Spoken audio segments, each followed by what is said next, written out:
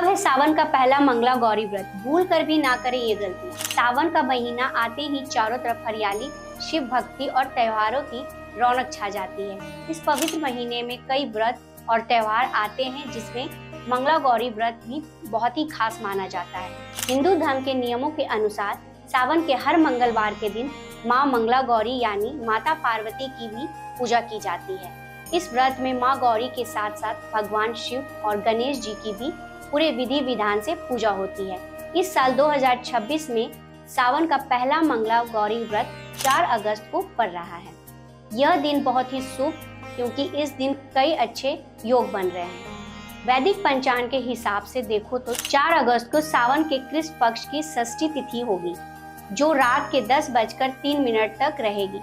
इस पहले मंगला गौरी व्रत पर रात के समय स्वार्थ सिद्धि योग, अमृत सिद्धि योग और रवि योग जैसे कई शक्तिशाली योग बन रहे हैं। ये सभी योग रात को 9:54 पर शुरू होकर अगले दिन यानी 5 अगस्त के सुबह 5:45 तक रहेगी। इसके अलावा इस दिन के समय तिथि योग और रेवती नक्षत्र में भी रहेगा, जो पूजा पाठ के लिए बहुत ही अच्छा माना जाता है।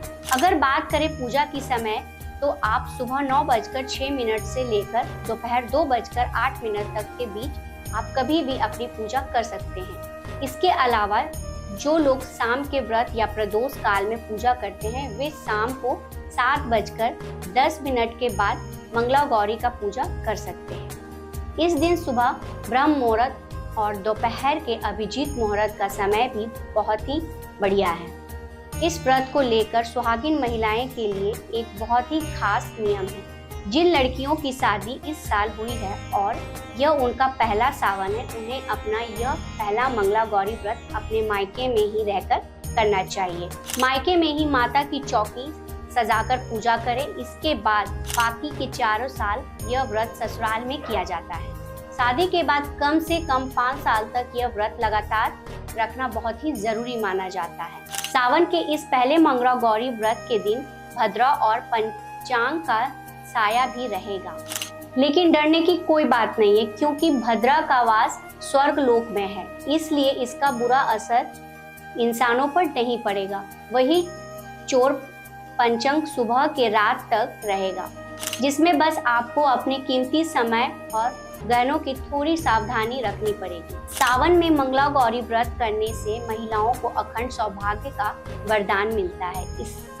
इससे पति का उम्र लंबी होती है और घर परिवार में सुख शांति बनी रहती है। जिन लड़कियों की शादी में देर होती है या रिश्ते में कोई रुकावट आती है, उसके लिए यह भी व्रत बहुत ही फलदायक होता है। सच्चे मन से माता की आराधना करने से जल्दी ही अच्छे रिश्ते और विवाह का योग बनने लगता है।